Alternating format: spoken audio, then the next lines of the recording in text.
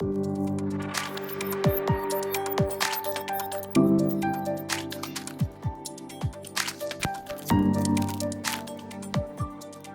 conférences de l'école de mode du Cégep Marie-Victorin présentent l'économie circulaire et l'industrie textile. Une conférence présentée par Marianne C. Mercier, responsable de la R&D chez Vestec Pro.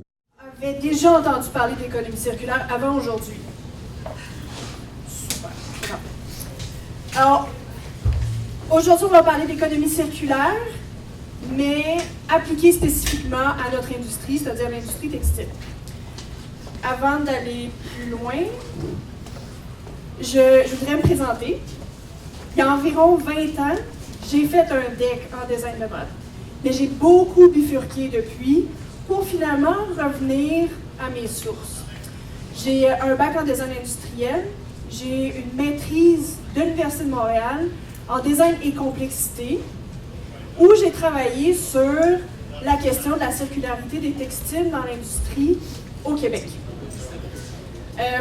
Je suis aussi chargée de cours à l'Université de Montréal. J'enseigne le cours de textile aux designers industriels et non pas un cours de textile aux designers de mode. C'est un petit peu différent. Depuis octobre de l'année dernière, je travaille chez Vestec Pro comme responsable de la recherche et du développement. Ça va jusque-là? Une question? Donc, rapidement, je vais vous parler de l'industrie textile, des impacts environnementaux, du modèle d'économie circulaire, des stratégies d'économie circulaire appliquées spécifiquement à l'industrie textile, et finalement, une petite conclusion sur l'éco-conception. Vous connaissez l'éco-conception? Oui? OK, super. J'aime ça les noms. Comme ça, j'ai l'impression que je vous apprends quelque chose. Ici, je ne vous apprends rien. Vous êtes tous familiers avec les textiles. Donc, il y a 4 grandes familles. Les fibres animales, les fibres végétales, les fibres artificielles qui sont faites à partir de cellulose régénérée et les fibres synthétiques. Point de vue production, production mondiale de ces familles de fibres-là, quelle est la fibre la plus produite présentement? La fibre. Oui, c'est la famille des synthétiques, laquelle? Yes. On est à peu près à 60% de la production mondiale de fibres qui est des synthétiques. Ensuite, 25% de coton et suivi par les fibres artificielles, donc les cellulosiques comme les rayons. Les tendances, enfin, les analystes prédisent que le polyester va continuer à augmenter.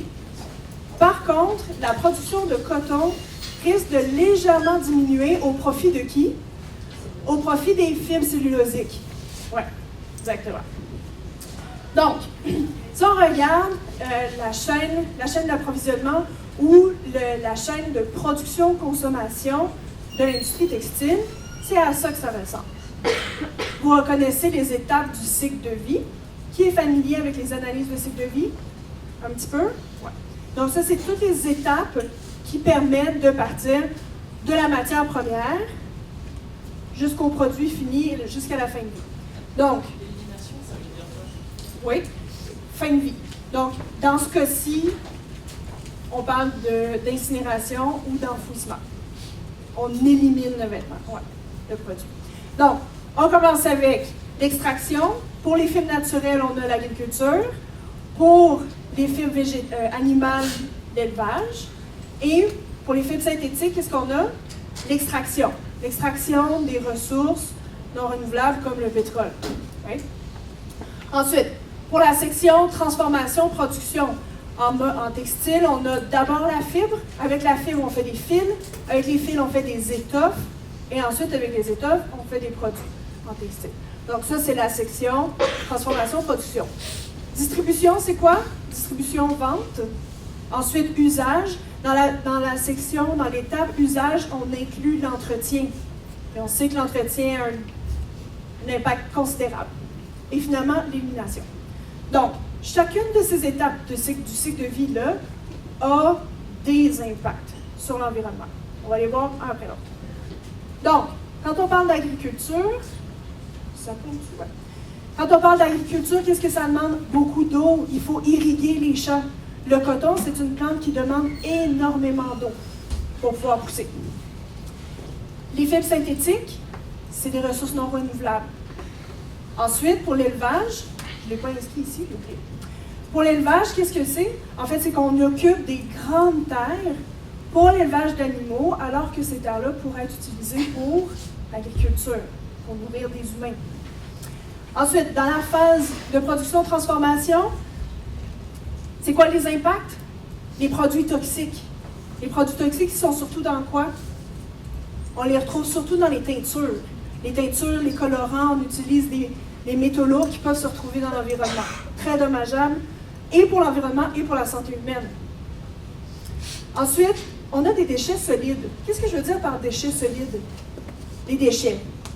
Les retailles de coupe de patron, par exemple. C'est des déchets solides.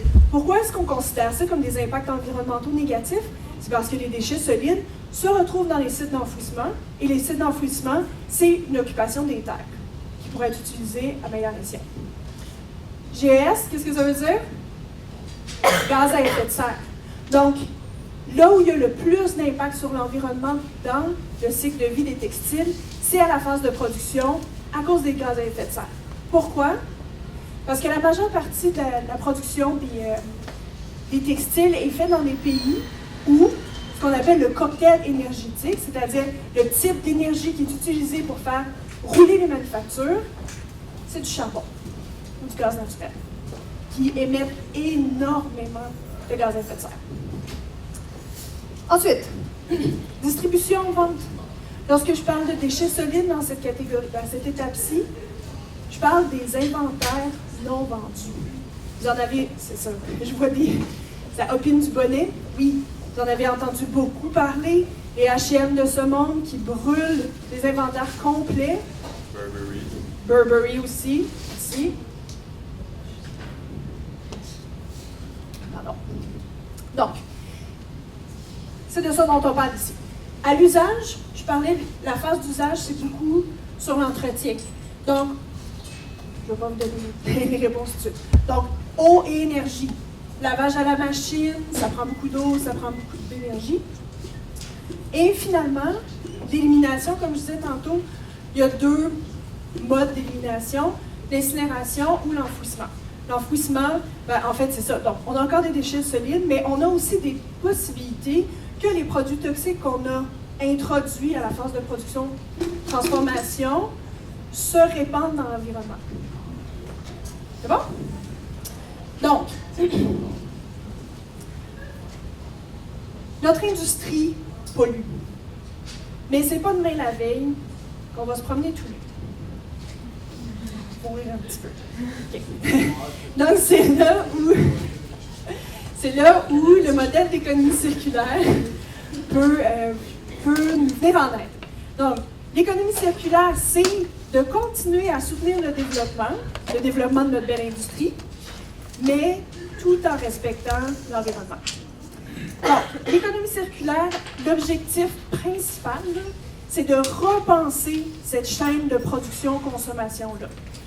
En faisant quoi? En optimisant les ressources qui sont déjà présentes, celles qu'on a déjà extraites, celles qu'on utilise déjà. C'est elles qu'on essaie d'optimiser. Maintenant, comment on y arrive? Avec plusieurs stratégies différentes. L'économie circulaire, là, ce n'est pas que le recyclage. L'économie circulaire, c'est un ensemble de stratégies. J'ai vu une main levée. C'est bon? Donc, on revient à notre modèle linéaire du consommer, porter, jeter, vers un modèle beaucoup plus complexe, avec des loupes, le modèle d'économie circulaire. Alors, pour chacune des phases, on a plusieurs stratégies applicables. Symbiose industrielle. Dans les distributions usage, on a 3 stratégies distinctes. Économie de fonctionnalité, économie de partage, et on inclut toutes les activités d'entretien, de réparation, de retouche. Ce sont des stratégies qui peuvent nous aider à réduire nos impacts environnementaux. Ensuite, Vous voyez? L'élimination, on l'a éliminé. Ça n'existe plus. On transforme l'élimination pour la récupération. Récupération, qu'est-ce que ça veut dire? Ça veut simplement dire qu'on détourne un produit en fin de vie de l'élimination. On le détourne pour pouvoir le récupérer et en faire quelque chose d'autre. Oui? Est-ce qu'il se peut qu'un pays empêche, avec certaines lois, de faire ce type d'économie circulaire? Je m'explique. Par exemple, la politique d'un magasin empêche tout recyclage et dit moi je veux que si mon vêtement n'est pas vendu ou il est mal conçu, qu'il soit complètement détruit par incinération ou enfouissement. Est-ce qu'on peut interdire légalement à cette entreprise de ne pas faire ça? Parce que là, il y a des blancs, on voit qu'il y a des lobbies qui sont en train de jouer tout ça avec les... Ouais, ben, alors là, il faut poser la question à l'entreprise, pourquoi est-ce que vous voulez absolument que ce soit enfoui ou détruit? Pourquoi? C'est pour leur image de marque. Alors, qu'est-ce qu'on pourrait faire pour que les vêtements soient dépersonnalisés, qu'on enlève les signes de branding ou d'appartenance à une marque? Si on fait ça, est-ce que l'entreprise est d'accord pour qu'on les revende plutôt que de les éliminer? C'est ça. Voilà. Oui? Un peu poursuivre sa question, si ce serait possible, admettons, pour un État de dire maintenant vous êtes obligé de récupérer ou obligé de suivre au moins. Tu vois, c'est exactement OK. ça.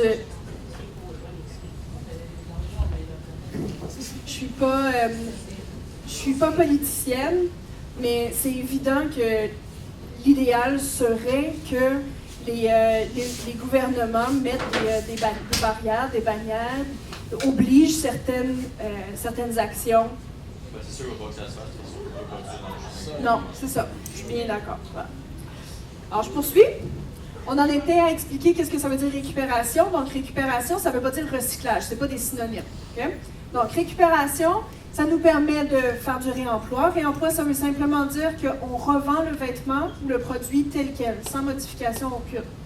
Alors que les autres stratégies subséquentes, le redesign et le recyclage, il y a une forme de conditionnement. Il faut transformer.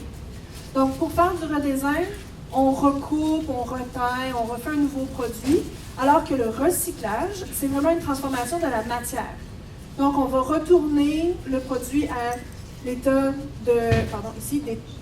d'étoffe, de tissu, ou de fibre, ou de ses composantes moléculaires. C'est bon? Donc, on a fait le tour. La première stratégie, enfin, le premier secteur qu'on va regarder, c'est le secteur production-transformation. J'ai deux exemples. Donc, pour chacune des stratégies, j'ai des exemples concrets de notre milieu.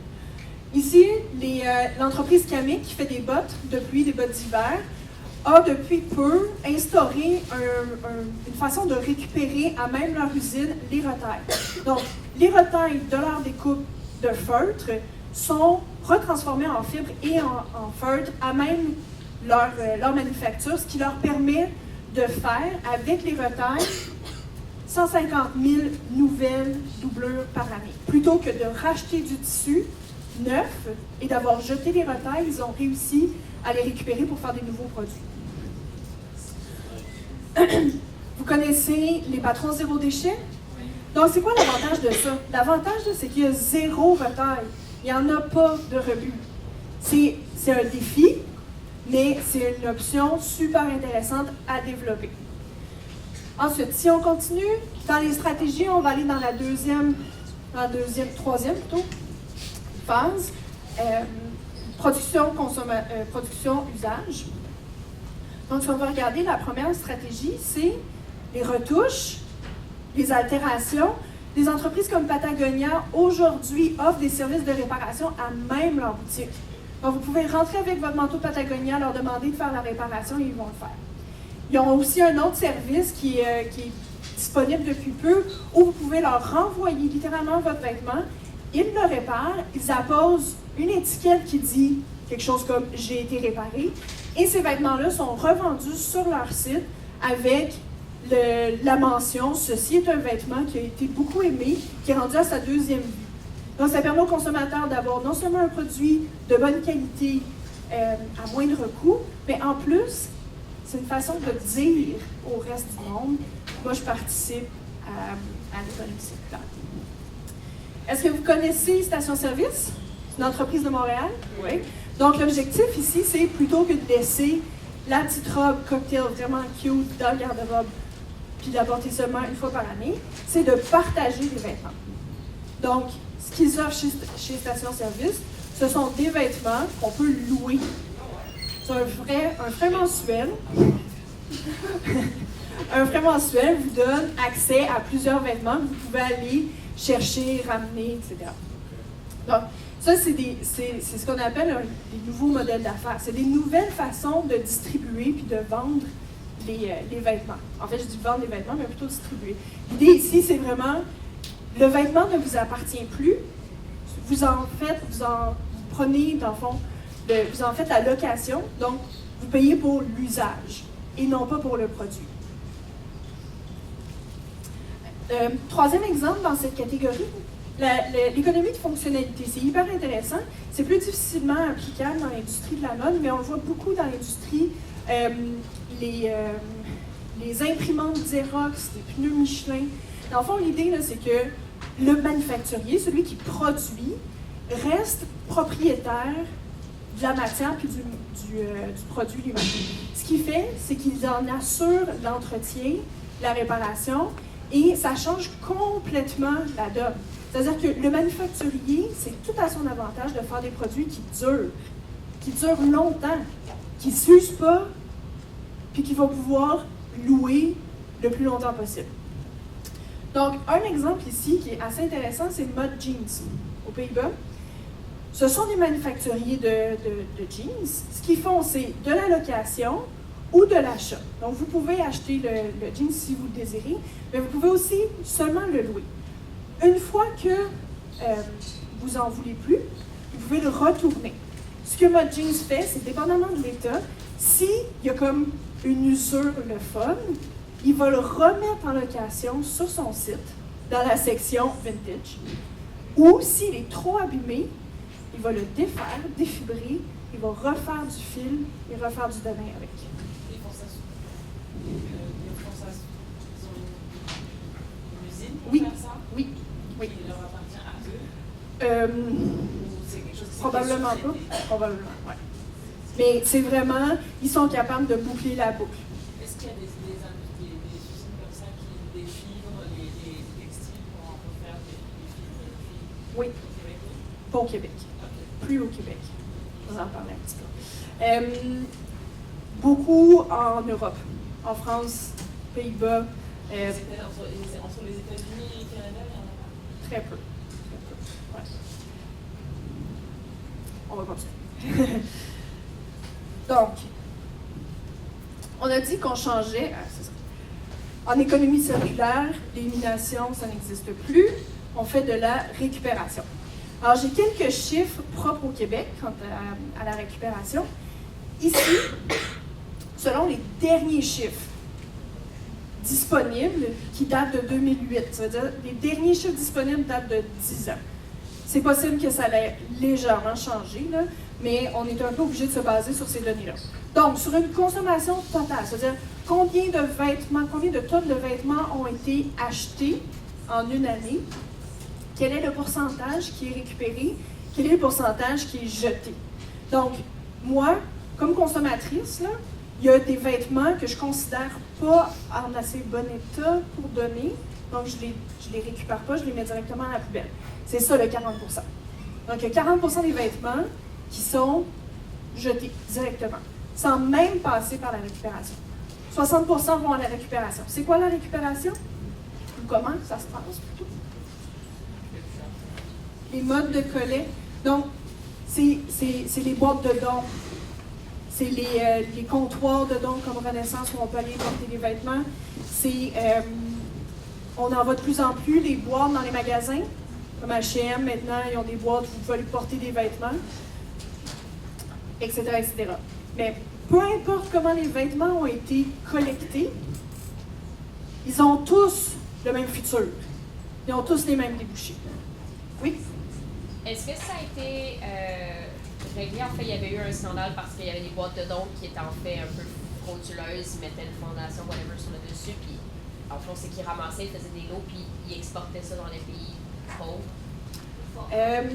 Oui, c'est-à-dire qu'il y a eu une réglementation que de moins en moins, vous avez sûrement remarqué d'ailleurs, qu'il y a de moins en moins de cloches, c'est de plus en plus difficile de trouver où aller porter ses vêtements, ce qui est l'effet négatif de cette mésaventure-là. Ils faisaient du dumping dans des marchés qui n'avaient pas nécessairement besoin de ces vêtements-là. Oui, mais la réalité, c'est que tout le monde fait la même chose.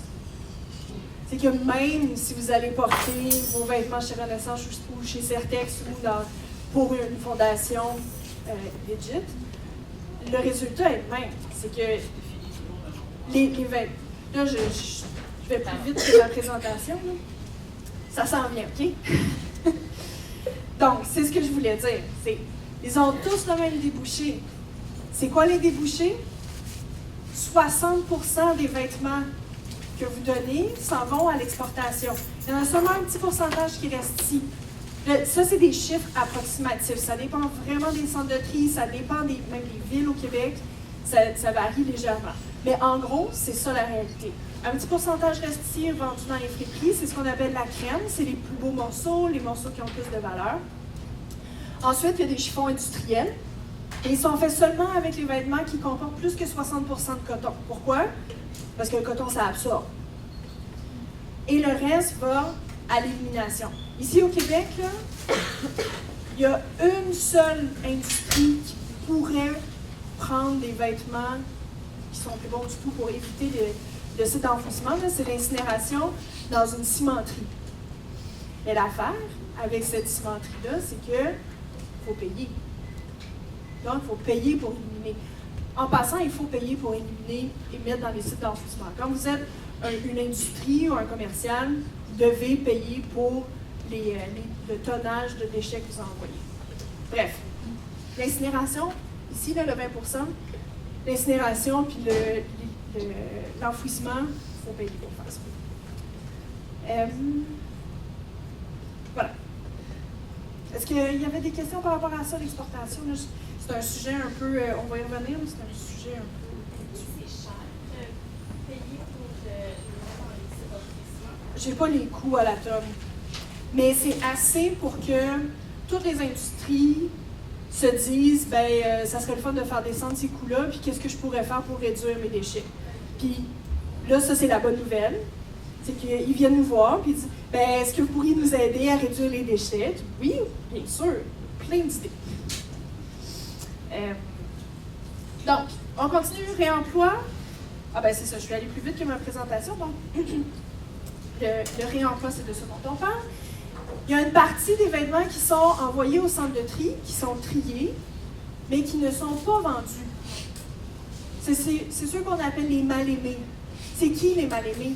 C'est les vêtements qui sont trop usés pour être vendus tels quels. Ils ont des trous, ils ont des taches. Mais il n'y a pas juste ceux-là. Comme le plus gros marché pour les récupérateurs de vêtements, c'est l'exportation, et que les pays qui importent nos vêtements, c'est souvent des pays où il fait chaud et avec des cultures différentes. Donc, ce qui nous reste, dans le 20% là, de mal-aimés, ce qui nous reste, c'est des vêtements chauds comme des chandails en tricot, puis Dieu sait qu'on en a ici, là, et des pantalons pour femmes, qui sont moins portés dans certains pays. Et ouais. Donc, ce sont eux, nos mal-aimés, du réemploi. Alors, du réemploi, on s'en va au redesign, que vous connaissez. Vous connaissez plein d'exemples. J'en montre 2 ici, mais il y en a plusieurs autres. L'idée, c'est de prendre un type de vêtement, de le redécouper, d'en faire un nouveau produit. Ici, j'aime bien ces 3 exemples-là parce que chacune de ces entreprises-là sélectionne un type de matière spécifique. Arikana, c'est la fourrure. Kinzu, c'est le denain. Et Westitine, c'est les tricots en laine. Ensuite, on passe du redesign au fameux recyclage. Le recyclage qui veut nécessairement dire transformation de la matière. Okay? Il y a des défis immenses pour le recyclage des textiles. Pourquoi? Parce que contrairement aux emballages, genre barquettes de champignons, pots de yogourt, il y a beaucoup de fibres différentes. Puis non seulement il y a plein de fibres différentes, mais elles sont toutes mélangées ensemble. Là, il y a plein de façons d'être mélangées. soit c'est mélangé directement dans le fil. Donc, un fil contient 2-3 fibres. La viscose, du polyester et un petit peu de coton. Donc, du pentex probablement. Après ça, on peut avoir un tissu qui est fait avec un fil de chaîne en coton, un fil de trame en polyester. Comment on fait pour séparer ça? Encore, des vêtements. Un seul vêtement peut avoir plusieurs tissus différents. Tous les manteaux avec des doublures. Un petit veston en laine avec une doublure en acétate. Comment est-ce qu'on fait pour les séparer? Pratiquement impossible, en fait. Ce n'est pas... Ah, excusez, je n'ai pas la bonne slide. J'avais des visuels.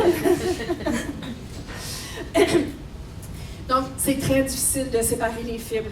C'est possible. Il y a beaucoup de recherches qui se fait présentement pour trouver comment séparer, par exemple, la famille des fibres synthétiques, la famille des fibres cellulosiques. Par contre, ces travaux-là ne sont pas encore arrivés à l'étape de volume industriel. On est encore au niveau du laboratoire. Mais ça s'en vient. Donc, défi du recyclage numéro 1, le mélange des matériaux. Défi numéro 2, mais les vêtements ne sont pas que faits de fibres. Il y a des accessoires non textiles. Donc, tout ce qui est boutons, zippers, broderie en perles, tout ça, si on veut récupérer les fibres, il faut les enlever. Et comment on fait pour les enlever? Ah ben là, c'est plus compliqué. On prend les ciseaux, c'est extrêmement long. Extrêmement long. Donc, voilà. C'était les défis. Ah non, il y en a un autre. Il y a un autre défi majeur au Québec, en Ontario et au Manitoba. On est les 3 seules provinces au Canada à avoir une loi qui interdit l'usage des fibres post-consommation dans le rembourrage. Qu'est-ce que ça veut dire, post-consommation? Après usage. Donc, tous les vêtements recyclés, c'est considéré comme des fibres post-consommation. Les retailles de coupe, c'est pas post-consommation, ça. Ça s'appelle du post-industriel. Donc, ça n'a pas encore été porté. Ça n'a pas encore été souillé. Donc, tous les vêtements post-consommation ne peuvent pas être utilisés dans le rembourrage. Ça veut dire que c'est toute une industrie, tout un pan de débouchés possibles qui s'en va à la poubelle. C'est une vieille loi qui date des années 50, qui doit absolument être revue. Il y a des instances déjà qui travaillent fort pour la faire changer, mais c'est pas encore arrivé. Donc, on attend toujours. À l'origine, ben c'est ça. Il faut vraiment voir l'historique de la loi. C'était pour contrer des manufacturiers de matelas malveillants qui réutilisaient des matelas usagés et tout ce qu'ils faisaient, c'était changer le tissu de recouvrement. Et on s'est retrouvé avec des produits, avec des bébites. Donc, c'est pour ça à l'origine. Aujourd'hui, ça permet d'empêcher des produits importés d'être faits avec des matières recyclées qu'on ne contrôlerait pas, par exemple. Mais je sais, il y a une brèche dans la loi, une nouvelle brèche, là. C'est-à-dire que le duvet de manteau va être accepté. C'est-à-dire qu'on va pouvoir recycler le duvet de manteau pour faire des nouveaux manteaux. Par exemple, chez Canada Goose. Ouais. Donc, il y a une ouverture, une micro-ouverture pour une fibre bien précise. Peut-être, mais c'est ça, peut-être qu'en ouvrant cette brèche-là, ça va permettre de repenser toute la loi. Puis qu'est-ce que ça empêche, en fait? Les débouchés que ça permet. Donc, pour ce qui est du recyclage, il y a plusieurs façons de recycler, puis il y a plusieurs niveaux de recyclage. On a parlé des chiffons. Ça, c'est simplement de couper les étoffes, d'en faire des genres de petits carrés, et le défibrage. Le défibrage, ça nous permet de prendre un vêtement et de le retourner à l'état de fibre. La fibre avec laquelle on peut faire normalement du fil, etc. Aujourd'hui, au Québec, il n'y a plus de défibrage de vêtements à cause de la loi, à cause de certains marchés qui ont fermé, enfin, longue histoire. Ce qui est dommage avec cette technique de défibrage mécanique-là, c'est que ça abîme beaucoup les fibres. Donc, si on a un vêtement des fils qui sont faits avec une fibre de 3, 4, 5 cm de long, au défibrage, c'est comme des dents qui déchirent les tissus. Ça rapetisse la longueur des fibres. Ce que ça fait, c'est que quand les fibres sont trop courtes, c'est très difficile de les filer. Donc, plutôt que d'en refaire des fils, on en refait plus souvent ce qu'on appelle des non-tissés. Ces non-tissés-là, on les retrouve où? Isolants dans les murs, sous tapis, sous plancher de bois franc. Donc, c'est vraiment pas des usages valorisés. C'est vraiment ce qu'on appelle du downcycling. Donc, on perd beaucoup, beaucoup de valeur avec le recyclage pour faire des non-tissés. Donc, ça, c'était le recyclage mécanique. Ensuite, on va regarder des recyclages qui retournent la matière à son état de base. Donc, par exemple, les fibres synthétiques, comme le polyester et le nylon, peuvent être refondus pour être ensuite refilés. Là, ici, il faut faire attention, par exemple. Il y a un petit effet marketing ici. Là. Le PET recyclé, là, c'est pas du polyester de vêtements qui a été recyclé en polyester de vêtements. C'est des bouteilles de PET. Le PET, là, c'est du polyéthylène terephthalate. C'est dans la même famille que le polyester. Mais c'est pour faire des bouteilles de plastique. Alors, ces bouteilles de plastique qu'on refond, avec lesquelles on fait du polyester. Il existe aussi du nylon recyclé, qui lui est fait avec des tapis de nylon et des filets de pêche qui ont été récupérés des eaux. Oui. Là, c'est qu'à partir de la bouteille de est-ce qu'on va avoir un vêtement fait en polyester qui est refondu Au moment où on se parle, non. c'est pas possible. C'est possible, mais c'est ça que je disais. Il y a beaucoup, beaucoup de recherches qui se fait présentement en laboratoire pour trouver comment faire pour fondre le polyester, mais aussi gérer tout ce qu'on a mis dans le polyester. C'est ça. Donc, toutes les teintures, les solvants, tous ces produits-là qu'on utilise pour produire le polyester doivent être retirés des chaînes de molécules pour pouvoir en refaire un nouveau polyester.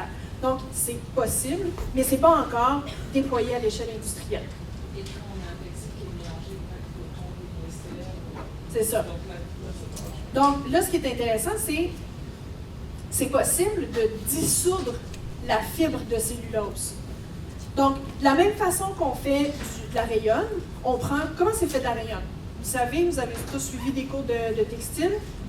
Donc, on prend une plante, ça peut être n'importe quelle plante en fait, du bois, de l'eucalyptus, du bambou, sans vous parler. On dissout la cellulose de ces plantes-là pour en faire une pâte visqueuse qui est ensuite extrudée et qui fait des fibres.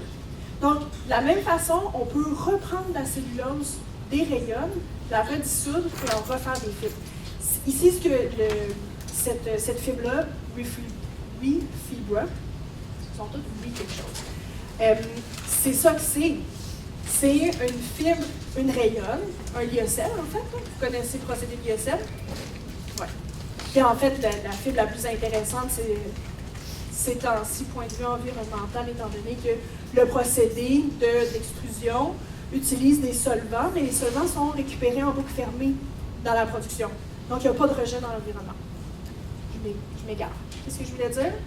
Je voulais dire qu'on peut dissoudre donc, la cellulose. Donc, si on a un vêtement qui est fait moitié synthétique, moitié fibre cellulosique, théoriquement, on pourrait dissoudre la cellulose, récupérer la matière synthétique et la refondre. Donc, ça, c'est ce qui s'en vient, là. C'est juste pas encore là à l'échelle industrielle. C'est bon? J'ai presque fait le tour. Prochaine étape, c'est la valorisation énergétique ici et la biomasse.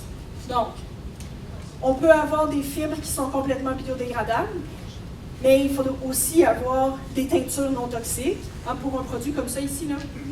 Des teintures non toxiques, des accessoires qu'on peut enlever ou qui seraient biodégradables eux aussi. Donc, intéressant de retourner le produit à la terre. Et finalement, comme je le disais un petit peu plus tôt, la dernière stratégie qu'on peut envisager, c'est l'incinération. On appelle ça de la valorisation énergétique, dans le sens où le produit est brûlé, puis l'énergie qui est dégagée par cette chaleur-là sert à produire le ciment. Donc, on valorise l'énergie produite par la combustion. Voilà. J'ai fait le tour de toutes les stratégies. J'ai un peu assommé. Mais ce que je voudrais dire, qui est vraiment important, c'est que l'idée, là, c'est d'avoir ça en tête quand vous concevez les vêtements. Puis c'est là où l'éco-conception rentre en ligne de compte. L'éco-conception, là, ça veut simplement dire qu'avant même que vous commenciez à dessiner, vous soyez conscient que chacune de vos décisions va avoir un impact sur l'environnement, dans toute la chaîne qu'on a vue plus tôt. Donc, c'est ça l'éco-conception. Et je vous laisserai sur une liste d'idées, de solutions, de stratégies que vous pouvez appliquer dans tous vos projets actuels.